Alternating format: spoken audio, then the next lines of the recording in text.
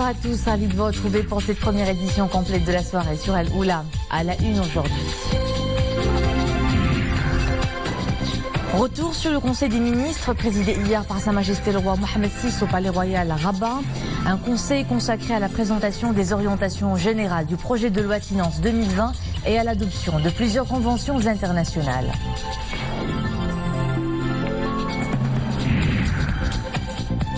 « 10 octobre, journée nationale de la femme, des acquis et des success stories dans ce journal. Portrait d'une femme qui brille au Maroc et ailleurs. La professeure Ihsan Ben Yahia, fraîchement élue à la tête de la Fédération dentaire internationale. Une journée qui consacre la culture de la parité. Nous le verrons à travers une campagne de sensibilisation au partage des tâches ménagères entre hommes et femmes. Une opération à succès. Les manuscrits perdus, nouvel opus de l'écrivaine et chroniqueuse Mouna Hachim qui évoque l'héritage d'une population contrainte à l'exode, les Morisques.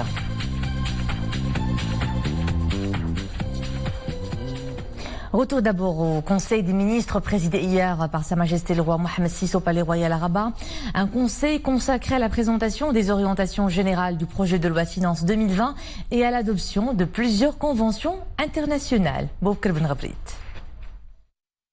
Au début des travaux du Conseil, le ministre de l'Économie, des Finances et de la Réforme de l'Administration a présenté devant Sa Majesté le Roi un exposé sur les orientations générales du projet de loi de finances pour l'année prochaine. Ce projet, élaboré sur la base des orientations de Sa Majesté le Roi, contenues dans les discours royaux, s'appuie sur 4 priorités majeures. Premièrement, la mise en œuvre effective de la loi cadre relative à la réforme du système d'éducation et de formation en tant que base pour réduire les disparités, consacrer le principe de l'égalité des chances, renforcer le soutien social à la scolarisation et mettre en application la feuille de route relative au développement de la formation professionnelle, particulièrement en ce qui concerne la création des cités régionales des compétences et des métiers et la modernisation des curricula à travers la formation par alternance et la formation par apprentissage, ainsi que l'adéquation et le développement de l'esprit d'entrepreneuriat, notamment chez les jeunes travaillant dans le secteur informel.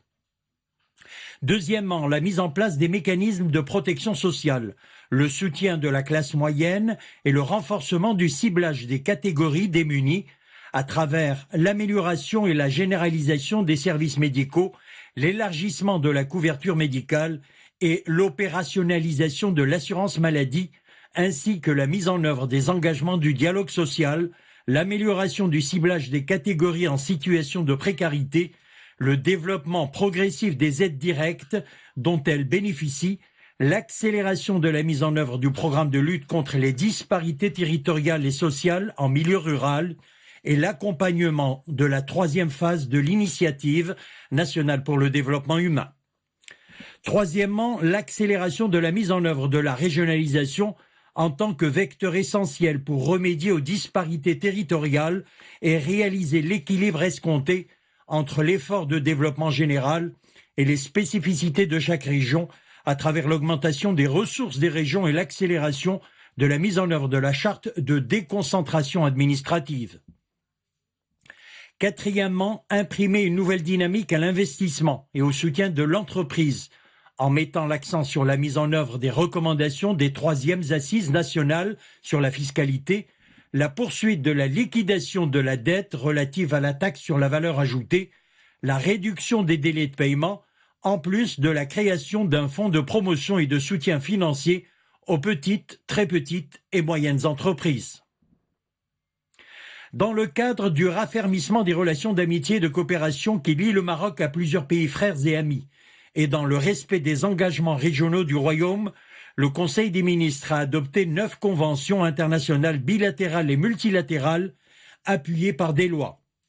Les conventions bilatérales concernent en particulier la coopération économique en matière de non-double imposition et de facilitation de l'investissement, la coopération judiciaire dans le domaine pénal, ainsi que la coopération en matière de défense.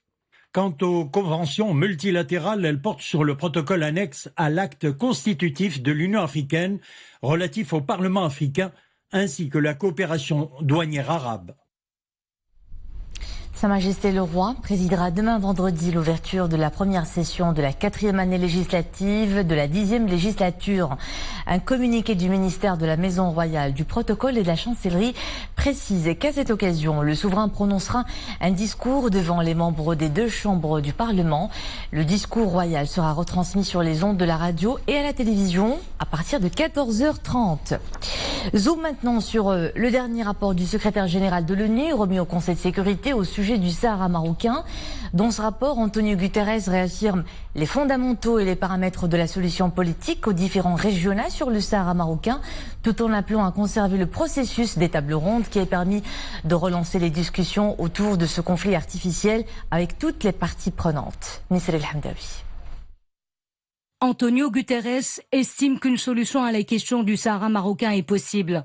Une solution politique juste, durable et mutuellement acceptable sur la base des résolutions 2440 et 2468. Elle nécessite l'engagement ferme de l'ensemble des parties jusqu'à l'aboutissement du processus politique. Le secrétaire général onusien se félicite des efforts de son ancien envoyé personnel, Horst Köhler, qui a réussi l'organisation de 2 tables rondes entre les parties aux différends. Le Maroc, l'Algérie, la Mauritanie et le Polisario.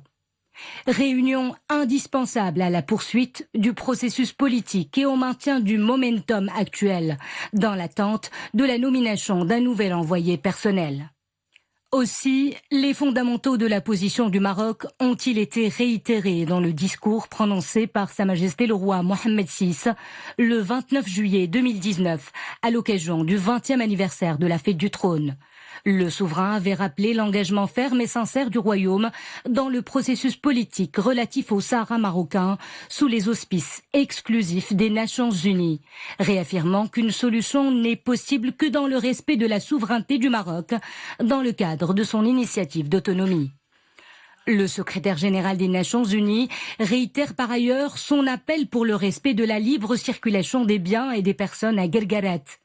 Il fait aussi état de la situation volatile dans la zone tampon de Guerguerat et déplore la multiplication des actes déstabilisateurs et nuisibles commis par le Polisario.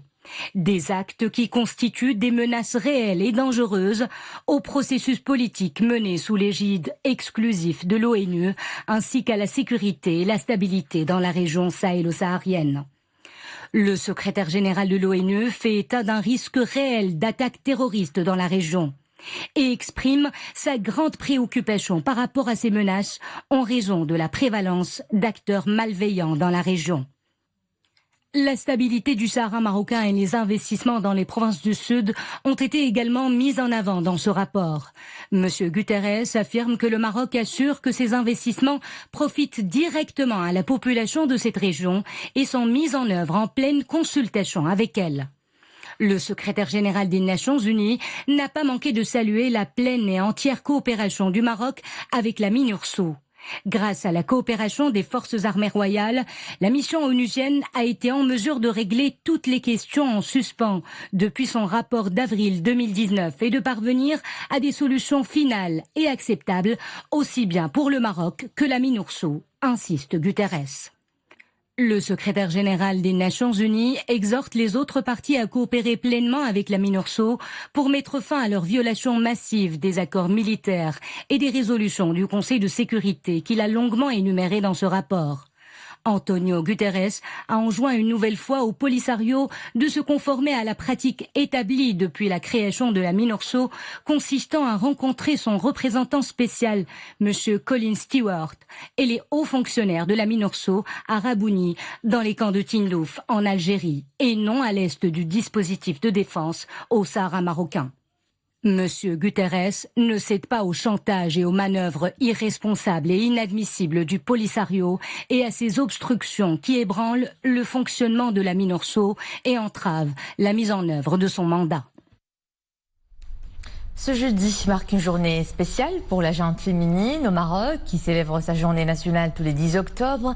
Cette commémoration est l'occasion d'évoquer les précieuses contributions de la femme marocaine au processus du développement de son pays. Des profils brillants comme celui que nous allons découvrir, celui de la professeure Ihsan Ben Yahia, fraîchement élue à la tête de la Fédération dentaire internationale pour ainsi devenir la première femme arabe et africaine à occuper ce poste. Sarah Katir l'a rencontrée à Casablanca. Professeur de l'enseignement supérieur en odontologie chirurgicale à la faculté de médecine dentaire de Casablanca, Dr Ihsan Ben Yahia est la première femme arabe et africaine à accéder au poste de présidente de la Fédération internationale de médecine dentaire. Elle a été élue à ce poste lors du congrès de la Fédération qui s'est tenu aux États-Unis. Ça, c'est un honneur qui vient bien évidemment appuyer tous les efforts qui sont fournis par Sa Majesté le Roi Mohammed VI, que Dieu le glorifie, dans la mise en avant du rôle de la femme marocaine au niveau de la société et au niveau africain et même donc au niveau mondial. C'est également un honneur parce que, mais c'est aussi beaucoup de responsabilités. Il faut bien sûr être à la hauteur de cette nomination. Et en tout cas, nous ferons tout pour que le Maroc puisse garder cette image. Et c'était pour nous un honneur que de lever le drapeau marocain en dehors du pays et devant 200 nationalités étrangères en dehors du Maroc. Le professeur Ben Yahia est un ardent défenseur de la santé bucco-dentaire, en particulier dans la région africaine. Son ambition est de réduire les inégalités en matière de santé bucco-dentaire. Madame le professeur Ihsan Ben Yahia, qui est l'exemple de la femme marocaine active, la femme marocaine très tenace, la femme marocaine travailleuse. Et son élection sur la tête de la Fédération dentaire internationale, c'est le meilleur cadeau qu'on peut avoir. C'est l'élection d'une femme marocaine, la première femme marocaine, arabe et africaine à la tête d'une Fédération dentaire internationale. Ces dernières années, la médecine dentaire au Maroc a connu de grands chantiers et la visibilité au niveau international est un atout qui offre l'opportunité de faire briller la profession, mais aussi d'offrir à la population une santé orale pour une meilleure qualité de vie. Et en cette journée de célébration de la femme, focus sur une initiative qui fait des émules pour promouvoir la culture de l'égalité homme-femme, une campagne de sensibilisation au partage des tâches ménagères. L'effet a été palpable chez les hommes, visiblement désireux de mettre la main à la pâte. Sarah Katir. Entre son activité professionnelle, l'éducation de ses 3 enfants et les tâches ménagères, Khadija ne sait plus où donner de la tête. Et c'est pour sensibiliser le public à l'importance de la coopération et du partage des tâches au sein du couple que l'association Tahaddi pour l'égalité et la citoyenneté lance une campagne de plaidoyer et de sensibilisation sous le slogan « Le travail au foyer n'est pas une source d'humiliation, partageons les charges de la vie ». Partageant les tâches ménagères. Le partage des tâches ménagères est important. C'est une responsabilité qui doit être partagée dans la famille et dans le couple. Et c'est pour cela que nos enfants, filles et garçons, ainsi que nos maris, doivent s'impliquer davantage et mettre la main à la pâte. Le travail au foyer n'est pas une source d'humiliation, car il s'agit d'un travail productif et qui développe l'économie de la famille. Il est grand temps de reconnaître l'utilité de ce genre de travail dont la valeur n'est pas uniquement matérielle mais aussi morale.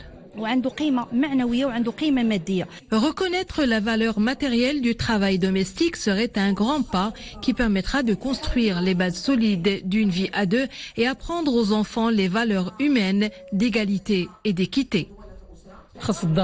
Un travail de sensibilisation s'impose. La famille, l'école, les maisons de jeunes et les associations, tous sont concernés et doivent œuvrer pour changer les mentalités. Nous sommes tous des citoyens et donc hommes et femmes doivent être égaux devant les tâches ménagères. La campagne devrait toucher un large public à travers des rencontres ouvertes avec des citoyens et citoyennes et ce dans le cadre associatif. En plus d'un nombre d'ateliers de formation dans les établissements scolaires en genre social et la division sexiste du travail domestique.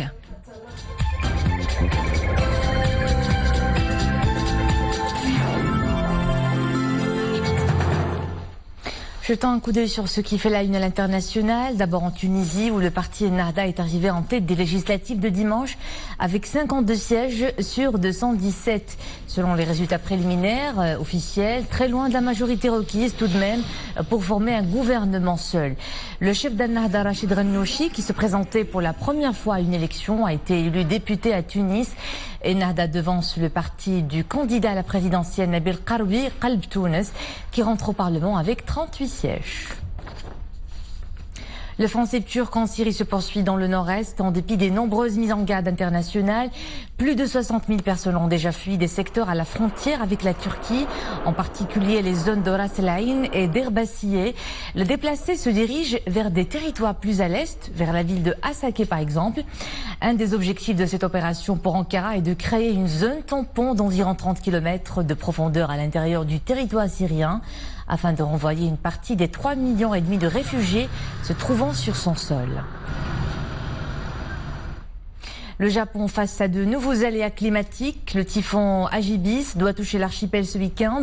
C'est l'un des phénomènes cycloniques les plus puissants de ces dernières années dans la région. Classé comme typhon violent, le plus haut aussi. Donc Hagibis se dirige vers le sud-est et pourrait atteindre Tokyo samedi. Il pourrait également perturber la tenue de plusieurs matchs de la Coupe du Monde du rugby qui se tient au Japon, dont le match France-Angleterre prévu après-demain à Yokohama. Une œuvre influente avec une ingéniosité linguistique explorant la péripétie et la spécificité de l'expérience humaine. C'est ce qui a valu à l'écrivain autrichien Peter Handke le prix Nobel de littérature 2019. L'auteur s'impose aujourd'hui comme l'un des écrivains les plus influents d'Europe après la Seconde Guerre mondiale. Sa bibliographie contient des romans, des essais, des œuvres dramatiques et des scénarios.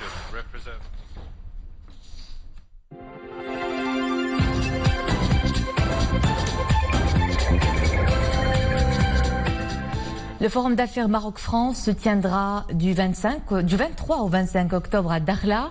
L'annonce est faite à Casablanca par les organisateurs de l'événement.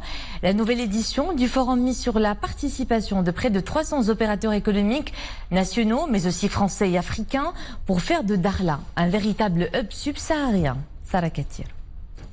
C'est à Dakhla qu'aura lieu le Forum d'affaires Maroc-France, un événement qui vise à promouvoir et à faire connaître les nombreuses opportunités d'investissement engagées dans le cadre du plan de développement régional et du contrat programme royal visant à développer les atouts économiques de la région Dakhla ou Dahab.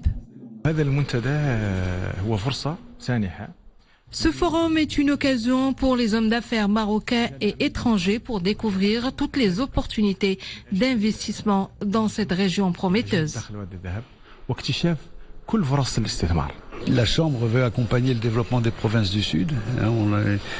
Et on a la même orientation, on suit les orientations de Sa Majesté pour la vision de l'Afrique subsaharienne et une relation sud-sud. Alors on est un partenaire, je dirais, important parce qu'on est une chambre française de commerce et d'industrie. On a une relation particulière évidemment avec la France. Donc notre job aujourd'hui, c'est d'accompagner les industriels français et les investisseurs français sur les provinces du Sud. À l'instar des autres régions du Sud, la région Dakhla ou Dahab dispose de nombreux atouts économiques, de projets stratégiques et d'un engagement de l'État pour la mise en œuvre de projets structurants tels le port de Dakhla Atlantique, la valorisation de la baie subsaharienne et la filière halieutique. Plongé dans l'univers de la création littéraire avec le nouvel opus de l'écrivaine et chroniqueuse Mouna Hachim, Les manuscrits perdus. Une chronique du Lek des Morisques, une population qui apparaît comme l'héritière de la culture arabo-andalouse. Nordine Saber ou Maïma Ramdi. Les Morisques, derniers musulmans d'Europe, longtemps persécutés, martyrisés et poussés sur le chemin de l'exode, l'histoire de ce peuple héritier de la culture arabo-andalouse demeure méconnue. Ahmed El-Hajari incarne le courage et la détermination de ce peuple dans cet ouvrage. Inlassable voyageur, érudit et diplomate, il parcourt la Méditerranée pour défendre les intérêts de son peuple. C'est un personnage passeur de culture qui vit à cheval entre plusieurs pays, qui parle plusieurs langues et qui nous permet d'aborder des thématiques intemporelles via déjà les discussions théologiques et intellectuelles de manière générale qu'il a eues avec les personnalités rencontrées. Enrichi en données historiques, l'ouvrage s'intéresse aux manuscrits retrouvés par le protagoniste. Des documents remontant à l'ère apostolique, incarnant la dualité des mondes en quête de symbiose. Des manuscrits qui ont réellement existé, qui ont été découverts dans la mosquée, l'ancienne mosquée de Grenade, lors des travaux de construction de la cathédrale, et des livres de plomb qui avaient été découverts dans le quartier gitan, dans les grottes du Valparaiso. Et lui, il va contribuer à la traduction de ces documents qui sont saisissants. Ils ont été considérés par quelques-uns comme le 5e évangile. Ils ont été l'objet d'une vive polémique en Espagne. Féru d'histoire, Mouna Hachim est une passionnée de patrimoine. Ses essais et romans en témoignent. La cérémonie de présentation de son ouvrage n'a pas manqué d'attirer les amateurs d'histoire ancienne. J'apprécie énormément les essais et les romans de l'auteur. Les œuvres que j'ai pu lire relatent des faits réels de l'histoire du Maroc. Des histoires vraies avec une part de fiction. Et c'est ce que j'aime. L'ouvrage nous fait naviguer d'une rive à une autre, du passé au présent, dans un sujet interpellant et qui se rapporte au dialogue des civilisations. La pratique de l'accouchement en milieu aquatique est de plus en plus prisée. C'est le choix qu'a fait Sarah, une touriste allemande qui a choisi le Maroc pour accoucher d'une fille au pied des cascades d'Ouzoud. Les parents de la petite Ophélia ont célébré le baptême dans la pure tradition marocaine. Regardez ces images commentées par Mariam Elmissi. Les cascades d'Ouzoud, au lieu de tourisme rural, voient chaque jour affluer des milliers de visiteurs. Si certains y convergent à la recherche de coins de fraîcheur, d'autres y mettent le cap pour une toute autre raison. Sarah et Martin ne sont pas venus prendre de la hauteur ni admirer les belles chutes d'eau de la région, mais plutôt pour mettre au monde leur deuxième enfant.